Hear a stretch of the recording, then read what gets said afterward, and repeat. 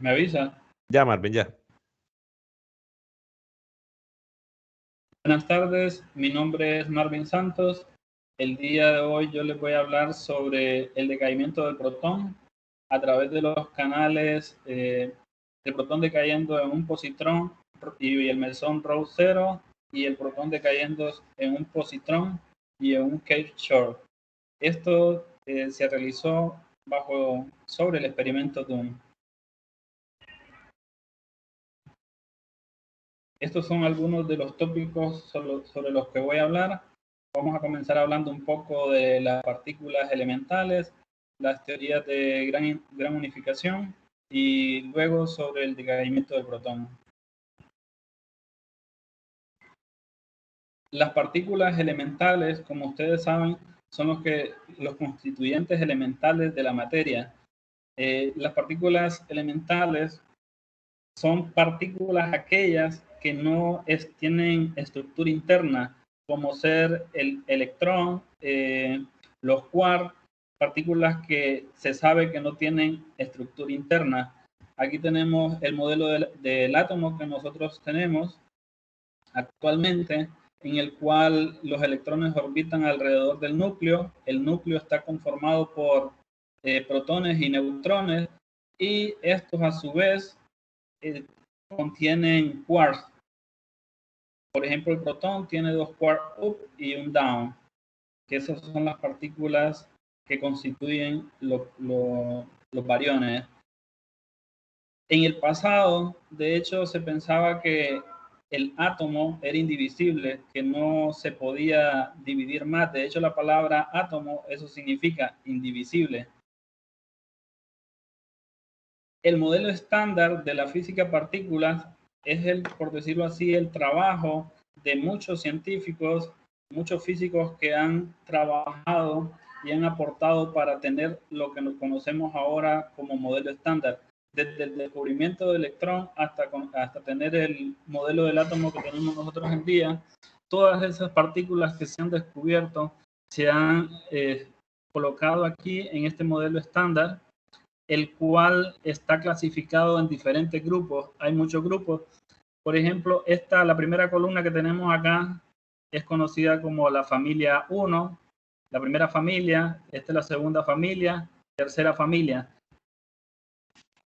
Cada una de estas familias, la 2 y 3, por decirlo así, es una copia idéntica de la primera familia, con las mismas propiedades físicas, ya sea carga, spin, etcétera. La diferencia es que son más pesados, por decirlo así, entre comillas, más gordos.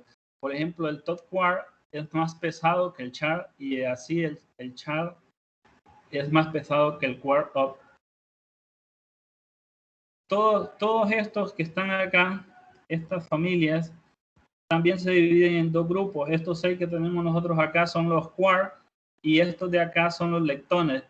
Y en los leptones tenemos el electrón, el muón, el tau, y tenemos 3 neutrinos, el neutrino electrónico, muónico y el taónico. Esto también es conocido como sabores de neutrinos. Y también tenemos los bosones. Los bosones, que son las partículas portadoras o mensajeras de fuerza. Tenemos el gluón, que es el portador de la fuerza nuclear fuerte, el fotón, que es el mediador de la fuerza electromagnética, y los bosones W más, W menos y el bosón Z, que son los mediadores de la fuerza fuerza débil, perdón. También tenemos el bosón de Higgs, que es el encargado de dar la masa a las partículas, que fue una de las últimas partículas que fue descubierta en el CERN en el año 2012. Fue la última, era la partícula que hacía falta por descubrir. Esta partícula fue predicha 50 años antes de su descubrimiento. El modelo estándar satisface muchos de los eventos que nosotros vemos hoy en día. Muchos de las cosas que podemos predecir son satisfechas muy bien por el modelo estándar, pero hay muchas cosas que el modelo estándar no se explica. Por ejemplo,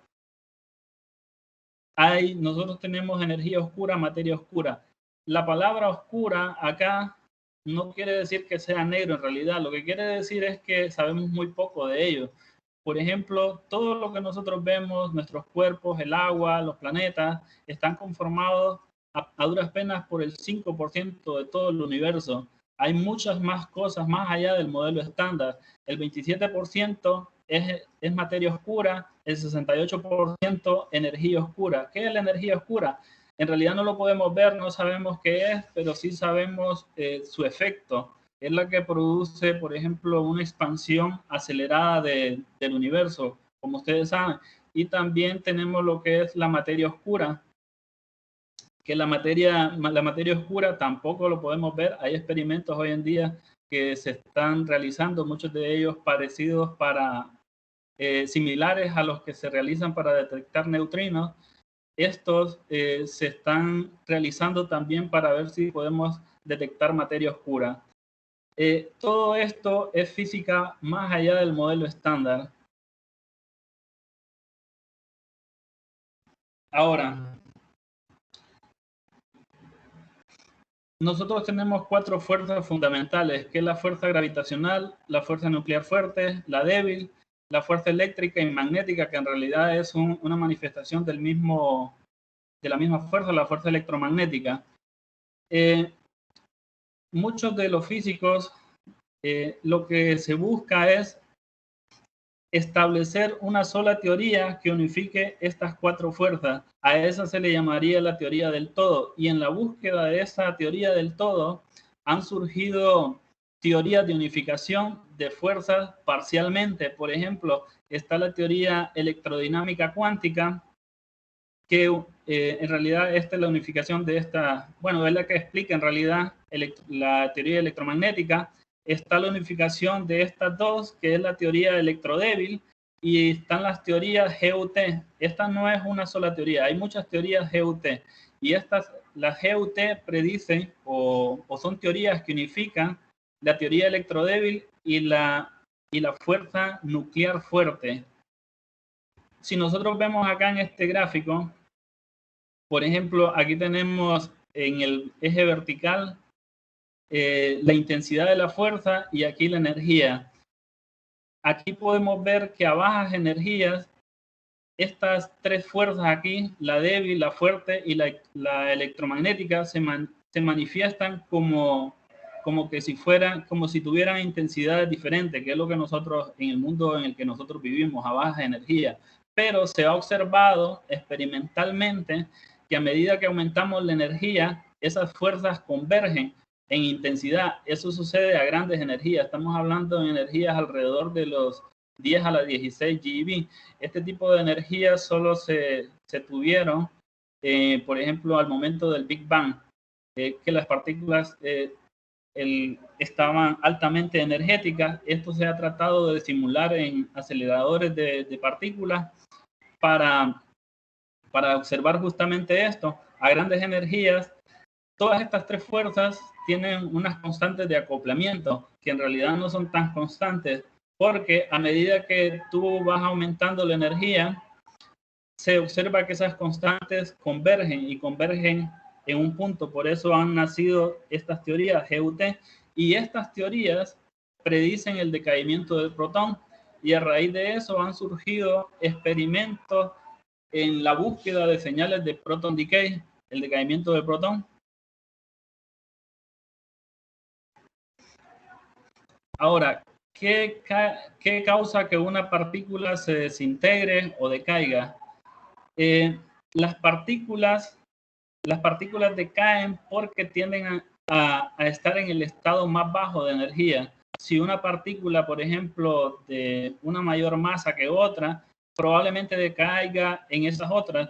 Aquí podemos ver un diagrama del decaimiento del neutrón en un protón, en un electrón y en un antineutrino electrónico. El protón tiene menor masa que el neutrón es más masivo. Debido a eso, el neutrón puede decaer de esta forma. Esta es una forma este tiene un nombre, el decaimiento beta.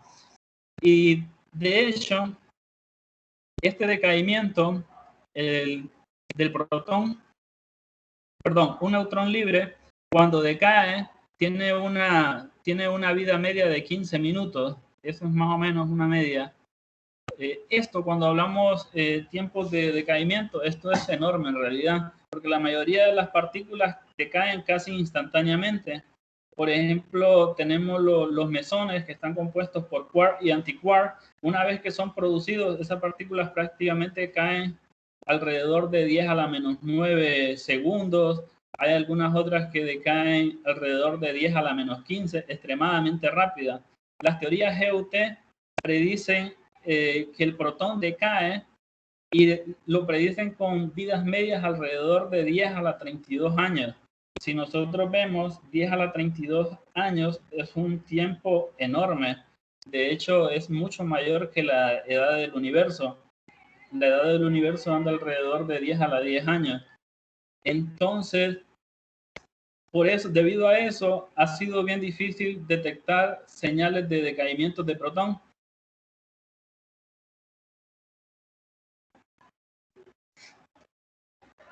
Ok, ahora, cuando una partícula decae, las partículas decaen no tienen que obedecer ciertas leyes de conservación. No es que decaen en forma libre. Hay ciertos números cuánticos que se tienen que conservar. Hay muchos números cuánticos. Yo aquí he colocado algunos para explicar un poco. Por ejemplo, un fotón. Aquí tenemos un fotón decayendo a un positrón y a un electrón. Cuando el fotón decae de esta forma, si observamos, la carga, por ejemplo, del fotón es cero. Antes del decaimiento tenemos una carga cero. Después del decaimiento, la carga que tenemos, la carga neta que tenemos es la del positrón es positivo 1, la del electrón es negativo 1. Esto, la suma sería cero, ¿verdad? Exactamente lo que teníamos antes y después. Hay algo que se llama número leptónico y número electrónico, en realidad hay tres familias, por decirlo así. Número leptónico, electrónico, que son leptones, en realidad solo aquellos que, de los 6 que estaban en el modelo estándar, abajo de los quark, el electrón, muón y el taún y los neutrinos de los diferentes sabores, y los electrónicos solo hay dos en realidad, que son los electrones, el positrón y el neutrino electrónico. Este, como no es un leptón, tiene carga leptónica cero. Estos dos son leptones electrónicos. Este tiene número electrónico -1 y este positivo 1. Lo que tenemos antes y que tenemos después del decaimiento es cero. Todos los decaimientos tienen que cumplir estas leyes del modelo estándar, se tiene que satisfacer. Además, no puede ser que estas partículas del decaimiento tengan mayor masa que esto. Esto no puede ser, ¿sí? Siempre estos tienen que tener, en suma, la suma de estas masas tiene que ser menor que la de este. Aquí tenemos otro, por ejemplo, un decaimiento que no se podría dar. Por ejemplo, aquí se está violando el número leptónico electrónico. Antes del decaimiento tenemos 0, después del decaimiento aparece un leptón electrónico y después un leptón muónico. Esto no puede ser.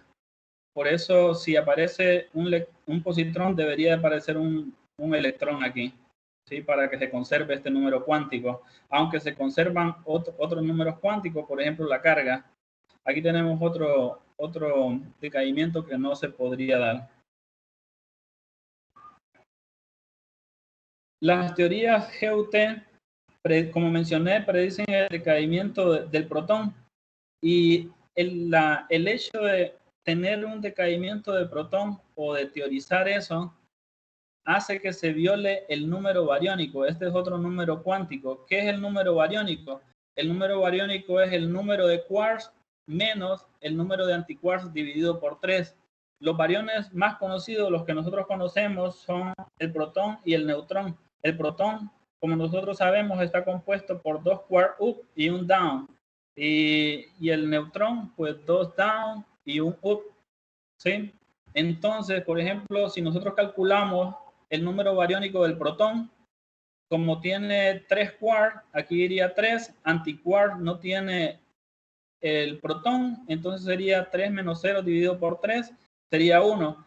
Entonces el protón tiene número bariónico 1.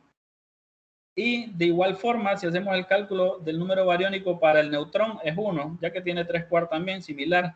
Esos son los bariones más famosos.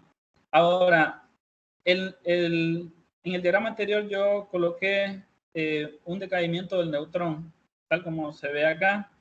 Y como vemos acá, se observa la conservación del número bariónico. El neutrón, como mencionamos, tiene 1, el protón es 1 también. Estos no tienen quark. Como no tienen quark, el número bariónico es 0. Antes y después se conserva el número bariónico, así como los otros números cuánticos. Aquí tenemos otros decaimientos. En estos decaimientos son fuera del modelo estándar, que son de los que vamos a hablar. El decaimiento de protón decayendo en un positrón y un mesón. Este es un mesón con carga 0. Este es un mesón también con carga 0. Este es el mesón kaon, le llaman, o aquí yo le coloqué una K sub S. La S significa short, de vida corta, o sea, en realidad hay dos kaones, hay uno con vida larga y uno con vida corta. En este trabajo se trabajó con estos dos modos o canales de decaimiento, se puede llamar de esas dos formas. Y estos son decaimientos que van más allá del modelo estándar. Como ustedes ven, aquí vio la conservación del número bariónico y se vio la conservación del número electrónico o electrónico. Pero en este tipo de decaimientos del protón hay una simetría que se conserva, que es el número B menos L. Esto menos B menos L antes y después se conserva. Si ustedes ven aquí, 1 menos 0 es 1, 0 menos 1 es 1. Antes y después B menos L es lo mismo sucede acá. En todos los decaimientos del protón sucede lo mismo. ¿Está bien? Ok. Los canales predominantes en los cuales decae el protón. El protón tiene muchos canales en los cuales puede decaer. Yo mencioné 2 anteriormente, pero hay muchos otros. Y de hecho estos son los canales que son predominantes. O sea, es decir, los canales que tienen mayor probabilidades en los cuales va a decaer el protón. Aquí tenemos los diagramas de Feynman de protón. El protón, como lo mencioné, está compuesto por 2 up y un down. Aquí estos dos quarks interactúan mediante un bosón. Este es un bosón X. Este no es un bosón del modelo estándar, no es de los que vimos nosotros allá. Este bosón es mucho más masivo que los que tenemos en el modelo estándar. Y este bosón lo que hace es convertir quark en leptones. ¿Sí? Aquí esta flecha es en sentido opuesto porque esta es una antipartícula. Estos leptones también son conocidos como leptoquark, ya que cambian quark a leptones. El quark que sale después de esta interacción, bueno, este es un antiquark, interacciona con este otro down. Estos dos, el quark y el antiquark down, forman el pión cero. Al final, estamos viendo que este protón está decayendo en un positrón y en un pión cero. Este es otro diagrama de Feynman de otro posible decaimiento. Esto también son mediante partículas que no son del modelo estándar. De hecho, es de una teoría supersimétrica con superpartículas. ¿Sí? Aquí está decayendo en un antineutrino tabónico y en un kaón positivo. En un UT, el kaón positivo está compuesto por un quark up y un antiextraño. El objetivo de esto fue estudiar la violación del número bariónico, realizar una verificación de los datos simulados del decaimiento del protón. Esta investigación en realidad se basó en el experimento DUN. El experimento DUN es un proyecto que está en construcción. Su construcción empezó en el 2017. Actualmente es el proyecto más grande en ciencias que está bajo construcción. Se espera que se finalice en el año 2027. A pesar de eso, que esté en construcción, no quiere decir que no se puedan hacer estudios todavía. Yo he trabajado con simulación, con data simulada. He simulado un Monte Carlo, que ya voy a explicar más adelante.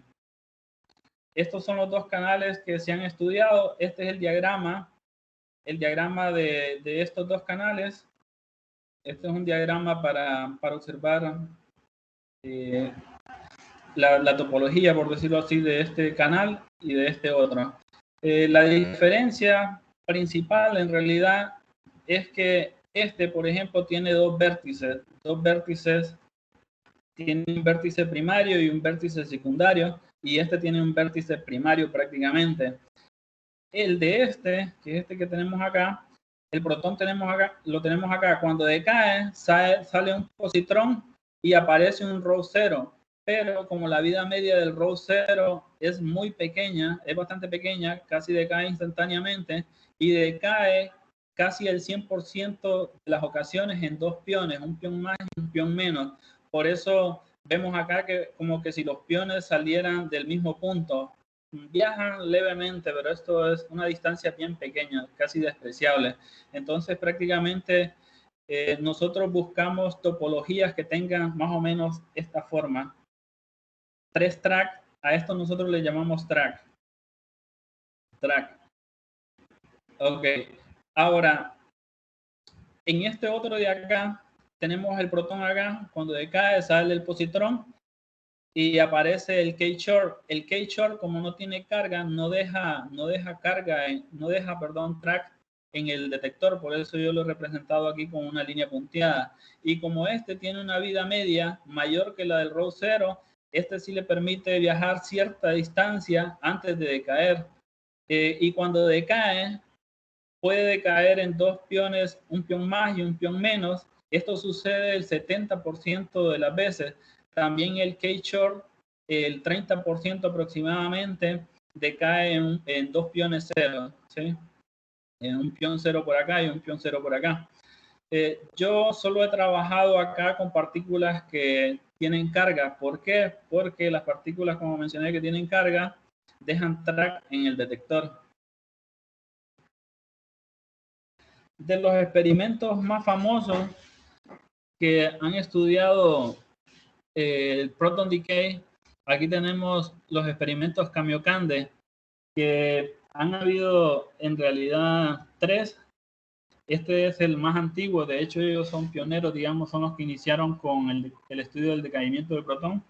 Este experimento Kamiokande está en Japón, y uno de sus mayores logros fue la detección de neutrinos de supernova. Fue la primera vez que se detectaba neutrinos provenientes de supernova. Este de acá en realidad es como una remodelación de este, ya que este tuvo un accidente, se quemaron muchos fotosensores que están alrededor. Estos contenedores contienen agua, son prácticamente como piscinas, contienen una gran cantidad de agua. Este tenía 3.000 toneladas de agua, este fue remodelado, se aumentó la cantidad de agua, este tiene 50.000 toneladas de agua, y hay un experimento que está en construcción que es Hiper-Kamiokande. Este está en construcción también y se espera que inicie operación en el 2027. Todos estos experimentos, como mencioné, han estado en la búsqueda de señales de proton decay. Actualmente ningún experimento ha encontrado señales de decaimiento de protón. Y esto se debe a que la vida media del protón es muy grande, como mencioné, alrededor de 10 a la 32 años. Pero para observar señales de proton decay, no es necesario, digamos, que esperemos, que nos sentemos a esperar 10 a la 32 años, sino que colocar una gran cantidad de protones en observación y ver si por lo menos algunos decaen. Si ustedes ven, todos estos experimentos contienen enormes cantidades de agua.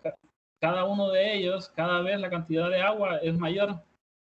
Al aumentar la cantidad de agua en estos experimentos, nosotros lo que estamos haciendo, por ende, es aumentar el número de protones. Por ejemplo, en este que tenemos acá, aquí yo hice el cálculo, hay algo que se le llama fiducial volume, que la masa fiducial de este es 22.5 kilotones. Si nosotros lo convertimos a gramos, nosotros hacemos la conversión acá, esta sería la cantidad de gramos. Ahora lo multiplicamos por este factor que es la masa molar del agua. Ahora aquí tendríamos gramos por mol, luego lo multiplicamos por el número de Avogadro para saber el número de moléculas de agua que vamos a tener, y cada molécula de agua, ustedes saben que tiene 10 protones, 8 del oxígeno y 2 del hidrógeno, ¿verdad? En total, si hacemos estos cálculos, vamos a llegar a un valor de 7.52 por 10 a la 33 protones. Esto es una enorme cantidad de protones. La vida media no quiere decir, como les dije, que tenemos que esperar ese tiempo. De hecho, su nombre lo dice, vida media. Probablemente algunos decaigan en menor tiempo. Eso, si nosotros vemos una gráfica, eso es una gráfica exponencial. Algunos van a decaer a un mayor tiempo, otros en un menor tiempo, y lo que se pretende es observar por lo menos algunos de ellos. El experimento sobre el cual se basó esto es DOOM, que también está en construcción. DOOM consta de lo siguiente. Este es un laboratorio existente que ya está construido, Fermilab. Me imagino que algunos de ustedes ya han escuchado hablar de él. Fermilab es un acelerador de partículas, el cual produce el beam de neutrinos, y lo que hace es colisionar partículas, las hace que se muevan a unas velocidades muy grandes, muy cercanas a la velocidad de la luz, las hace colisionar con un target, produce un haz de neutrinos, tal como nosotros vemos acá en este diagrama. Ese haz de neutrinos lo van a enviar a través de la Tierra. Esto que ustedes ven acá es la curvatura de la Tierra. Se producen en este punto, esos neutrinos van a viajar a través de la Tierra 800 millas hasta llegar a una mina que está a 1 milla de profundidad. Todos estos experimentos se construyen debajo de la Tierra. ¿Para qué? Bueno, ellos utilizan la corteza terrestre para evitar la contaminación de la data de los rayos cósmicos. Los rayos cósmicos que entran a la Tierra interaccionan con la atmósfera y producen partículas que no pueden contaminar la data. Y para evitar eso, entonces se construyen a grandes profundidades, tal como se ve acá. Esto se hizo en una mina que ya no estaba en operación, a 1 milla de profundidad. Estos neutrinos viajan muy cerca de la velocidad de la luz, prácticamente recorren esta distancia en 5 centésimas de segundo.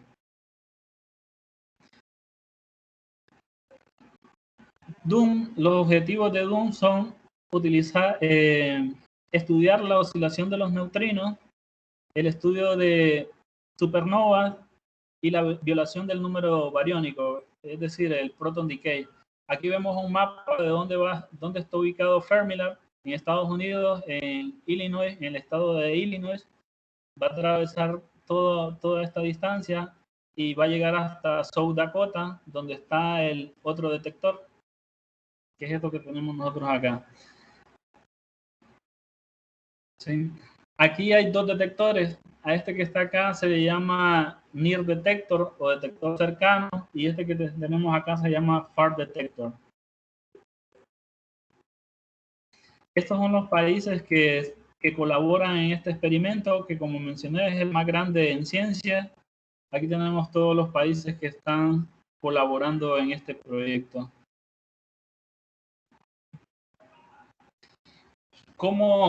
Aquí podemos ver un diagrama de cómo se producen esos neutrinos. Los hadrones se hacen colisionar con un target en este es carbono en realidad. Cuando se producen esas colisiones, se aparecen caones cargados y piones positivos, que estos decaen casi instantáneamente en estas partículas en un antimuón y un neutrino muónico. Si ven acá, ambos decaen de la misma forma, casi el 100% de las veces. Entonces, si ustedes ven acá, ya tenemos los neutrinos muónicos. Queremos producir neutrinos y ya los tenemos, pero también aparecen unos antimuones. Para eliminar estos antimuones, ese haz se hace pasar por roca. Esto es roca en realidad. Lo hacen pasar por roca. Esos muones quedan aquí y al final solo pasan los neutrinos, que es lo que va a salir de acá, neutrinos. Y cuando salen estos neutrinos, ellos se aseguran, por ejemplo, que lo que va a salir de ahí son neutrinos muónicos, lo que va a salir de acá.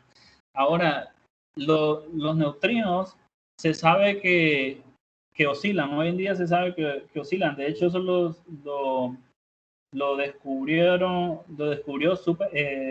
Kamiokande, lo descubrió en el 1998. Ellos lo descubrieron con los neutrinos que provienen del Sol. De hecho, el Sol de nosotros produce neutrinos electrónicos, casi el 100%. Y cuando ellos midieron la cantidad de neutrinos electrónicos aquí en la Tierra, vieron que prácticamente solo medían aproximadamente un tercio de los que se producían en el Sol. Ellos hicieron el cálculo teórico de cuántos deberían de recibir de acuerdo a la luminosidad del Sol, qué tanta energía está quemando y el tipo de reacción que se está llevando a cabo en el Sol. Se sabe que casi el 100% son neutrinos electrónicos. Cuando se hizo la medición aquí en la Tierra, se tenía prácticamente solo un tercio. Entonces fue ahí donde se descubrió que los neutrinos oscilaban, o sea, mientras están viajando cambian de sabor, le llaman. O sea, pueden oscilar de neutrino muónico a electrónico, a taónico en el viaje. De hecho, los neutrinos son de las partículas que viajan, de las pocas partículas que viajan mientras que cambian mientras están viajando. O sea, si aquí se producen neutrinos muónicos, si en verdad oscilan, los que yo debería de observar aquí podrían ser neutrinos electrónicos o taónicos. ¿Está bien? Aquí vemos un mapa de Fermilab. Este es el acelerador. Por aquí aceleran las partículas cercanas a la velocidad de la luz. Aquí una vez que ya tienen velocidades cercanas a la luz, los envían a diferentes experimentos. Hay varios en realidad. Doom, este es el haz que va a Doom, esta línea que vemos acá. Aquí vemos a otros experimentos. Hay varios. Esto es parecido al LHC, el que está en Europa.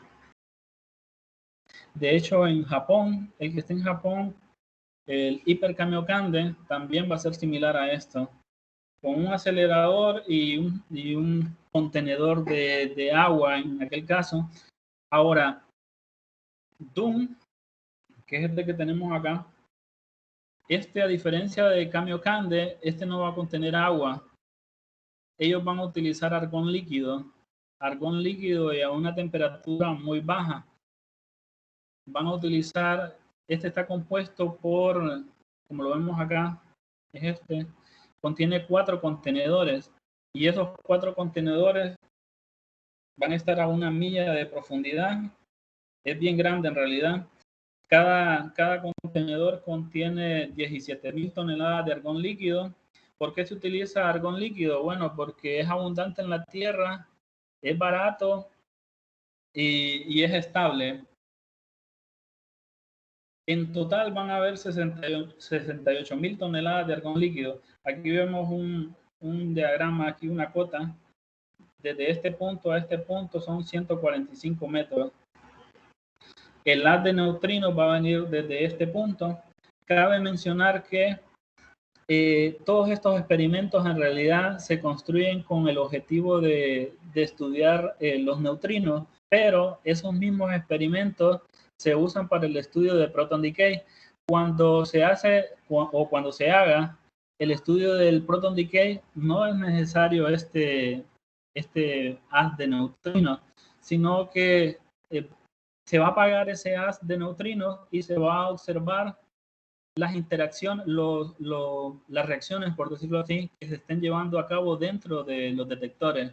Los detectores están compuestos, esta es la sección transversal de cada detector, son 4 en total, como mencioné. Aquí tenemos el argón líquido y cada contenedor tiene unas placas que son, esto es un ánodo, un cátodo, ánodo y así sucesivamente. Así como lo vemos acá, a esto le llaman planos de cable, que esto lo que ayuda es a reconstruir las trazas o tracks de las partículas cargadas. Y hay 2 tecnologías para hacer eso. En DOOM se van a utilizar 2 tecnologías, la que le llaman monofásico o single phase, bifásico, dual phase. Y la diferencia es prácticamente, bueno, en el tipo el estado del argón. En este de acá solo se va a utilizar argón líquido y cuando una partícula, por ejemplo un muón aparezca, esa partícula ioniza el argón tiene muy buenas propiedades centelladoras. Los electrones ionizados, estos electrones son proyectados en estas placas que recolectan la trayectoria de la partícula. Este es un conjunto de planos que reconstruyen la trayectoria de la partícula en 3 dimensiones. El dual phase, la diferencia principal es que va a utilizar argón en 2 estados, líquido y gaseoso. En el estado líquido en la parte de abajo y gaseoso acá. Y los electrones de ionización, la deriva se hace hacia arriba, así como se ve en este diagrama. El proyecto DOOM está en construcción, pero se hacen de igual manera estudios utilizando eventos simulados. Para simular eventos, bueno, yo utilicé Jenny, que es un software especial para generar simulaciones. La simulación se da en varias etapas, constituye 4 etapas principales, que son Jenny, que aquí se genera el cuadrimomento de las partículas, o sea, momento y energía. Luego de eso se someten al Jam4. El Jam4 lo que hace es simula la geometría del detector, y DEXIN, que es la detección de las señales. Rico, hay varios, que es la reconstrucción. Yo utilicé Pandora y luego posteriormente el análisis. Esto se somete en el grid de Fermilab debido a que la cantidad el poder computacional que se requiere es bastante grande, entonces se conecta uno a través se conecta a un servidor y uno lo somete, y de acuerdo a qué tan ocupado esté, así procesa uno la simulación. En este punto uno elige, por ejemplo, cuántos eventos quiere simular y a qué canales. Uno lo somete, luego de eso uno hace como un condensado, por decirlo así, obtiene unos archivos, una root file, que luego es analizada utilizando un lenguaje de programación. Los físicos de partículas generalmente utilizan root para hacer este tipo de análisis, ya que cuenta con muchos paquetes que son útiles para el área de física de partículas. La generación de la simulación no se da en la geometría completa, sino que se da en una geometría que se le llama de 1 por 2 por 6. Esta es una región más o menos pequeña, bueno, ni tan pequeña. Esto tiene 14 metros de longitud, tiene en total 24 TPC, que los TPC son donde se da la reacción o interacción, cualquier cosa, o un decaimiento, por ejemplo. Todos estos son los planos que nosotros habíamos observado en las imágenes previas. De altura esto tiene más o menos 12 metros y de ancho son como 7 metros más o menos, y aquí 14 de longitud.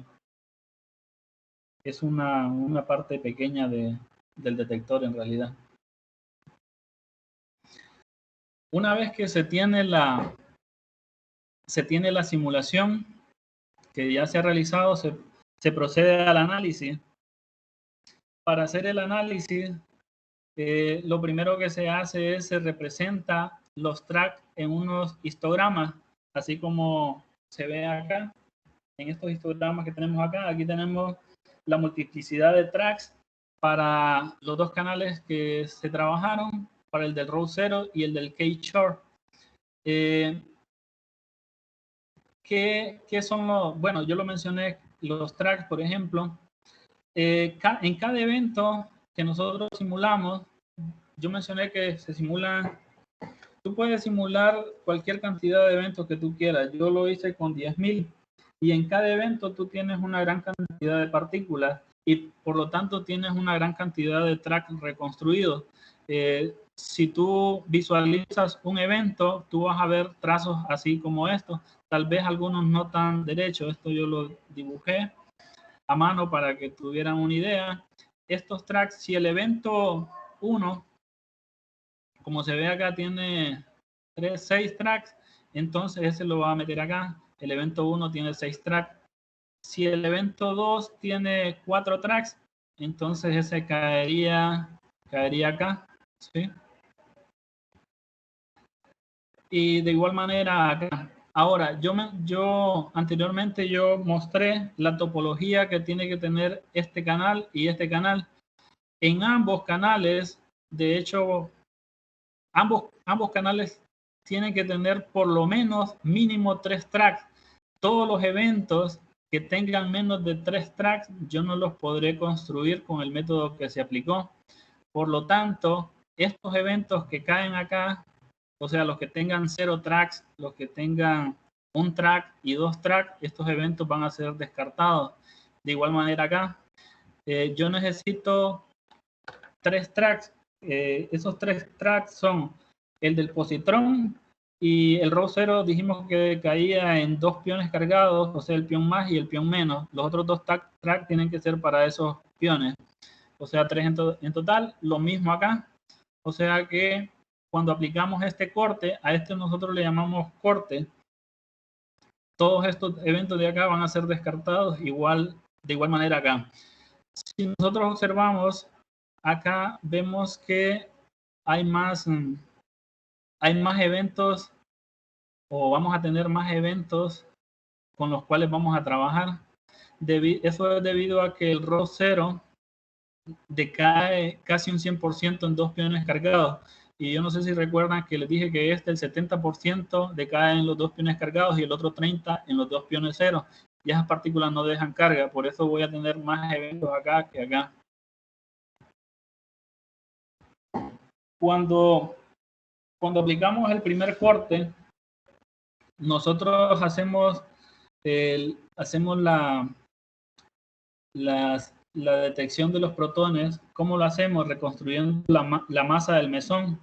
En este caso la del mesón row y en este caso la del mesón del K-short. Y reconstruimos esa masa aplicando diferentes condiciones o criterios, ya sean topológicos o cinemáticos, que cumplan con las propiedades físicas de decaimiento que nosotros estamos analizando. Nosotros aplicamos el primer corte.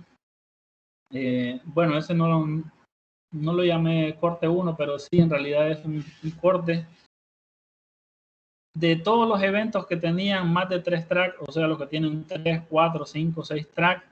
Hago todas las combinaciones de 2 en 2 y lo que hago es reconstruyo la masa del K-short y el row 0, y esa masa es representada en este histograma que tenemos acá. Aquí tenemos los dos que tenemos acá. Esta es la masa del K-short, la masa invariante del K-short y el row 0, tal como tenemos acá. Esta es la masa sin corte. Luego que tenemos esa masa representada, comenzamos a aplicar más filtros o más, en realidad se llaman cortes, podemos decir que son como filtros. El primer corte que nosotros aplicamos es la distancia o separación de los vértices de los piones. Yo mencioné que el row 0 decae en 2 piones cargados. Si decae en 2 piones cargados, esta distancia tiene que ser tiene que ser pequeña. A esto le llamamos piones del mismo vértice. Todos los tracks, aquí yo he representado la distancia entre todos los puntos de inicio de los tracks. Hice todas las combinaciones posibles y he representado en este histograma la distancia de esos tracks. Lo mismo hice acá, y el filtro que apliqué, dije que todos los eventos que estuvieran hacia la derecha de esta línea verde que está acá, de igual forma acá, van a pasar los cortes. Una vez que apliqué ese corte, el mismo acá, la masa invariante queda de esta forma. Luego de aplicar el primer corte, la masa invariante del row 0 y masa invariante del K-short. La línea verde que nosotros vemos acá es la masa aceptada, la cual yo la tomé del Particle Data Group, que es donde están las propiedades de todas las partículas que nosotros conocemos. Esto ha sido medida por muchos experimentos. Yo lo utilicé aquí para compararla con el experimento que yo estoy realizando, solo para tenerlo como referencia. Y vemos más o menos que está centrado aquí en este punto. También, si ustedes van observando la cantidad de eventos, a medida que yo voy aplicando los cortes, se va a ir reduciendo. Anteriormente yo tenía muchos más eventos. Apliqué el primer corte y se redujo. Se ha reducido la cantidad de eventos. Igual acá, aquí vemos que está un poquito no tan centrada al valor aceptado de la masa del K-short, que es 0.498 más o menos GeV por C cuadrado. El segundo corte que se aplicó fue este llamado back to back. Es algo que se tiene que cumplir por conservación del momento. Cuando el protón decae en el positrón y el row 0, más o menos tiene que ser de esa forma, back to back. Si uno sale hacia la derecha, por decirlo así, el otro hacia la izquierda. No en un ángulo perfecto de 180 grados. De igual forma acá, por eso yo he calculado todos los ángulos y los he representado en este histograma, y he aplicado un corte que todos los eventos que tengan ese ángulo mayor a 150 grados pasen el filtro. Luego de aplicar ese corte, la masa invariante queda de esa forma, la masa invariante del row 0 y el K-short. Y por último, observen que se va reduciendo la cantidad de eventos, que en realidad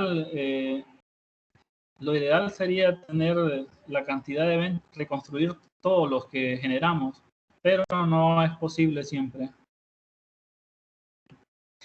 El último corte que apliqué fue la distancia recorrida del mesón. El row 0, como decae casi instantáneamente, esta distancia prácticamente es cero. De hecho, si ustedes lo ven acá en el histograma, hay muchos eventos que tienen una distancia pequeña, casi cero. Igual acá. Bueno, acá nada más que este es un poco mayor porque este sí viaja, tiene una vida media mayor. Esta distancia, ¿cómo se calcula? Bueno, se calcula multiplicando la velocidad de la luz por tau, donde tau es la vida media del K-short, y eso da más o menos 2.68 centímetros, que es el filtro que se utiliza en el tercer corte. Y el de este, prácticamente como no viaja casi nada, se toman los eventos que tengan esta distancia muy pequeña. Luego de eso, el último corte, aplicando el último corte, la masa invariante del row 0 queda de esta forma, y la masa invariante del K-short queda de esta forma. Lo malo es que se van perdiendo muchos eventos se van perdiendo. Al final quedan, recuerden que la simulación se hace con 10.000 y al final quedan pocos, pero sí más o menos están centrados a la masa nominal, a la masa que es aceptada. Un poco mejor acá que acá. Se construyó la masa invariante del row 0 en 604 eventos de 10.000 generados. Estos 604 pasaron todos los cortes aplicados Igual se hizo en el caso del K-Short. En el caso del K-Short se reconstruyeron 392, mucho menos que acá, debido a que no todos decaen en 2 piones cargados, solo 6.759 de 10.000. Al final se hizo el cálculo de la eficiencia, se obtuvo una eficiencia más o menos similar. Luego de que tenemos la eficiencia, se puede calcular el tiempo de vida media. Para eso, para calcular el tiempo de vida media, tenemos que hacer el cálculo de los protones que tenemos en exposición en el argón, e igual al cálculo que se hace allá con el agua, nada más que aquí, como es argón líquido, el argón tiene 18 protones. Bueno, en realidad es un isótopo de argón, es el argón 40, pero igual tiene 18 protones. Al final, el número de protones observados es 2.71 por 10 a la 33 protones. Podemos calcular la sensitividad de reconstrucción. Tau representa la vida media. B representa el brushing ratio. El brushing ratio de un determinado canal. Esto digamos que es la probabilidad que tiene una partícula de decaer de esa forma. O como mencioné, hay diferentes modos de decaimiento y algunos tienen mayores probabilidades. La vida media la podemos, como no sabemos el brushing ratio de un canal en específico, lo dejamos expresado en términos de B. NP representa el número de protones observados, delta T representa el número del tiempo de exposición del experimento, el tiempo que lo estamos observando, y delta N representa el número de señales de proton decay, cuántos detectamos, y epsilon representa la eficiencia. Si nosotros sustituimos los valores que hemos obtenido, nosotros llegamos a estos valores que tenemos acá. Estos límites son límites son límites inferiores de vida media del protón. Para ambos canales tenemos unos límites similares, cercanos. Aquí, en el cálculo anterior, yo asumí un tiempo de exposición de 1 año. ¿Por qué 1 año? Porque 1 año es el tiempo que va a estar corriendo más o menos DOOM. 1 año es el que se tiene programado observar señales de decaimiento del protón. Pero si uno no asume un tiempo de exposición, digamos, si de 6 años, pues así se comportaría la sensitividad, la vida media, más o menos de esta forma. Entre más tiempo transcurra y yo no observe ninguna señal de proton decay, quiere decir que el tiempo de vida media es mucho mayor, o probablemente no exista, ¿sí? No exista, probablemente que el protón no decaiga, lo cual sería un poco trágico porque eso conllevaría a que las teorías de EUT no las validaría. Prácticamente nos estaría diciendo que la física es más complicada de lo que nosotros creemos y conllevaría a formular nuevas teorías. Aquí vemos una tabla o un gráfico de los límites de vida media actual de diferentes experimentos. Aquí están identificados por colores. Super Kamiokande, por ejemplo. Super Kamiokande para diferentes canales. Aquí vemos diferentes canales. Por ejemplo, para este canal, ellos han establecido este límite de vida media. Este punto acá. Más o menos está sería como 10 a la 34 años. Por ejemplo, IMB, que es otro experimento, ha establecido para este canal, aquí podemos ver, sería como que está cerca de, no tan cerca, estaría más cerca, creo, sería como 10 a la 32, un poco más de 10 a la 32. Diferentes experimentos. Los límites que yo encontré, yo los he marcado acá en este punto. Para los 2 canales que yo he observado, están en este punto. Estos que están con una estrella son experimentos que están en construcción, Hyper Kamiokande, y estos son los límites de vida media que ellos esperan encontrar. Ellos esperan encontrar estos puntos que están acá. Este es DOOM, este que está aquí en azul es DOOM. Ellos esperan encontrar estos valores de vida media. Ahora, ustedes ven acá esto que está acá, estos diagramas, una flecha. Estas son teorías de gran unificación. Vemos diferentes teorías. Esta teoría, por ejemplo, ha establecido que la vida media del protón es desde este punto hacia la derecha. Esta que está acá, por ejemplo, desde este punto hacia la derecha. Esta teoría de acá, desde este punto hacia la derecha. Por ejemplo, cuando nosotros encontramos que la vida media del protón, que la vida media del protón está acá, por ejemplo, nosotros estamos descartando esta, porque esta teoría dice que es inferior, pero estaríamos validando todas estas de acá.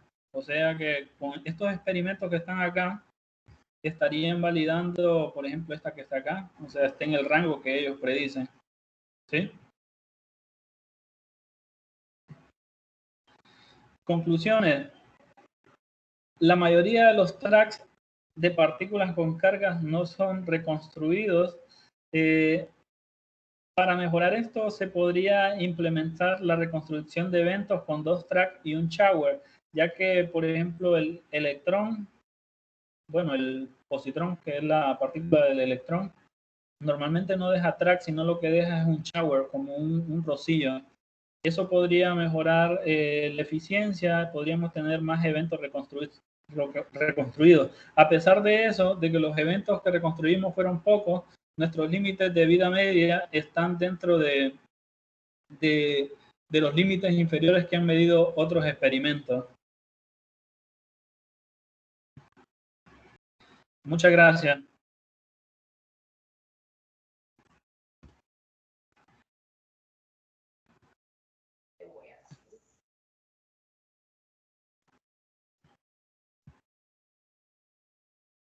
Bueno, pasamos a un tiempo. Si alguien tiene preguntas, lo puede poner ahí, levantar la mano para habilitar el micrófono.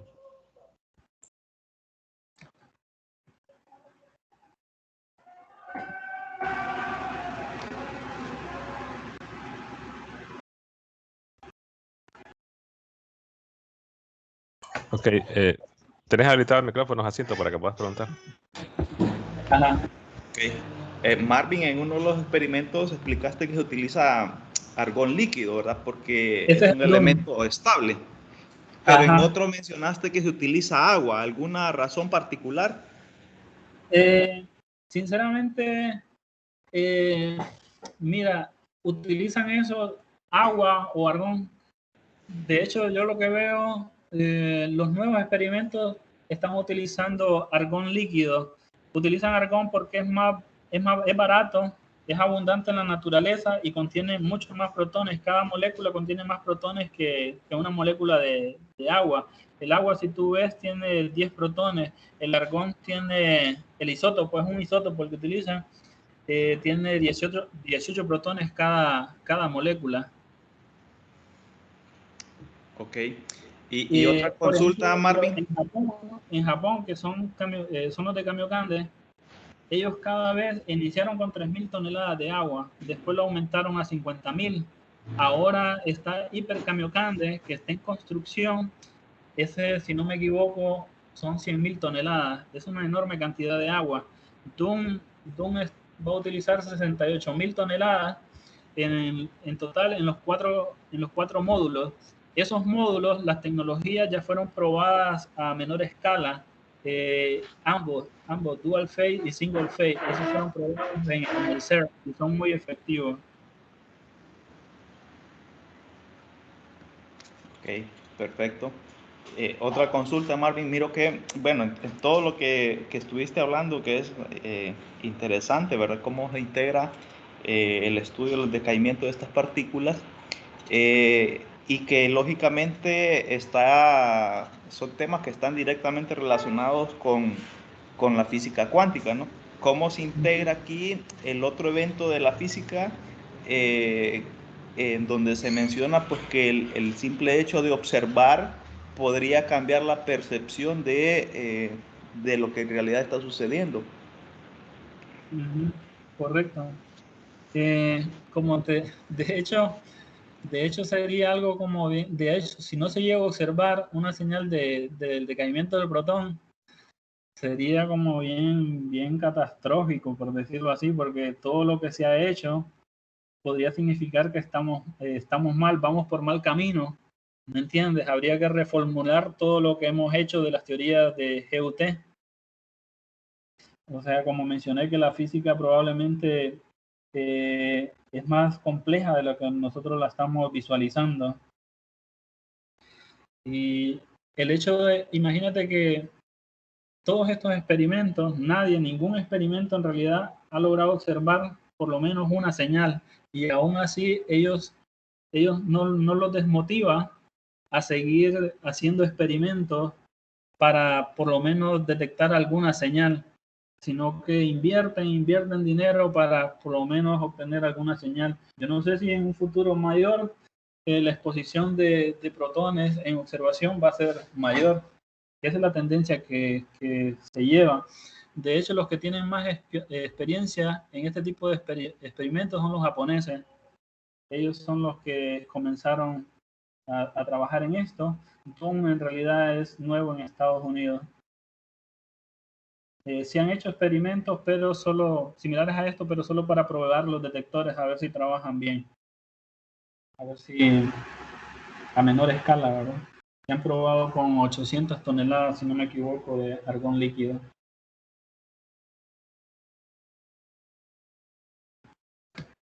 ¿Algo más?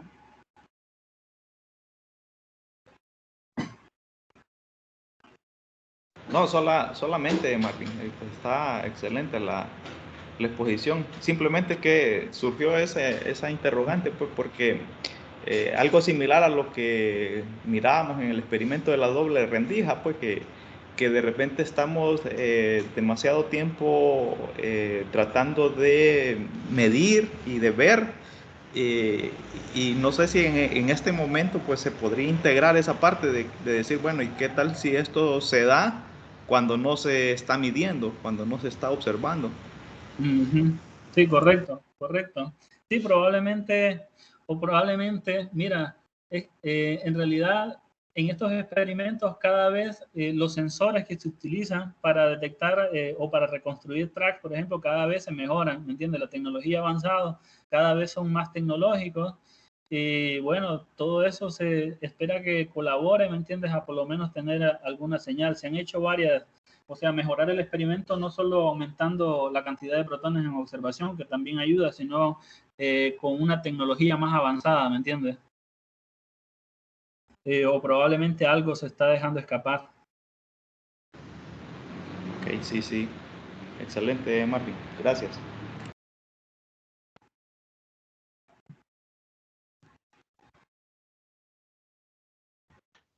Bueno, nos parece que no hay más Mira, preguntas. aquí tengo un video, si lo quieren ver, sobre, bueno, aquí está sobre hipercamiocante, tengo varios, por si lo quieren ver para que miren cómo va a ser el funcionamiento de Doom. Lo voy a poner ahora, no sé, vamos a ver, tal vez puede... ¿Tienen tiempo? Sí, Marvin, no hay problema. That will allow scientists to watch how this. ¿Se escucha el audio? Sí, Marvin, se escucha.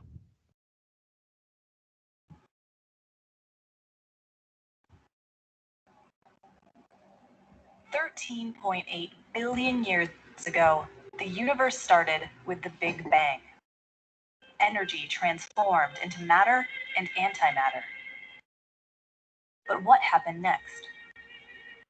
According to discoveries made by Albert Einstein and other physicists, the Big Bang must have produced equal amounts of matter and antimatter. Yet the stars and galaxies we see across the universe are all made of matter. What happened? Why did matter win over antimatter? A new experiment aims to find out whether tiny particles called neutrinos might be the reason. Neutrinos are the most abundant matter particles in the universe. Trillions pass through us and everything else in the universe every second. They are produced in huge quantities in our sun and other stars, and in smaller quantities inside our Earth. Even bananas emit neutrinos. Scientists can produce neutrinos and antineutrinos with particle accelerators and study their properties in great detail. The Deep Underground Neutrino Experiment, DUNE, will test whether neutrinos and their antimatter counterparts behave differently. The experiment will be housed in the Long Baseline Neutrino Facility and use a particle accelerator at the Department of Energy's Fermilab. It will create the intense beam of particles that travel 1,300 kilometers through the Earth to the Sanford Underground Research Facility. DUNE scientists will build enormous, super-sensitive particle detectors while advancing state-of-the-art technologies. The detectors, located 1.5 kilometers underground, will catch neutrinos and antineutrinos as they arrive at Sanford Lab. The differences in the particles' behavior during their 4-millisecond trip from Illinois to South Dakota will tell scientists whether neutrinos could be the reason that the universe is made of matter. But DUNE can discover even more. If a star explodes in our Milky Way galaxy, the DUNE detectors will be able to see neutrinos from that explosion here on Earth. That will allow scientists to watch how the supernova leads to the formation of a neutron star, and possibly a black hole.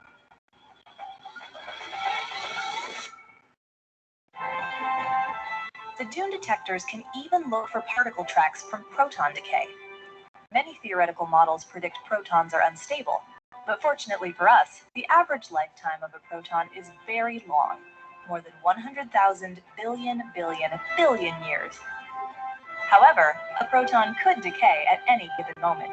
If scientists observe it, they'll narrow down their models, moving closer to Einstein's dream of finding a unified theory of matter and energy.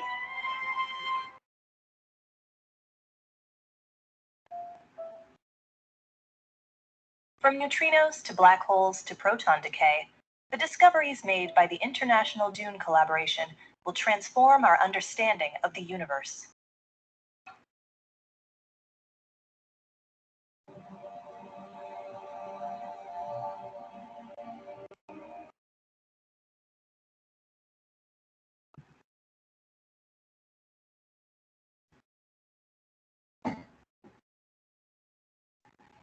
Después les puedo compartir, si quieres, la presentación, si la quieren ver, y ver algunos otros videos ahí que tengo en la presentación. Ahí se le apareceré a Marlon Recarte. Okay. Bueno, los videos están en inglés. La mayoría de información, bueno, no se consigue en español. Casi todo está en inglés, es la desventaja, pero ahí con los subtítulos.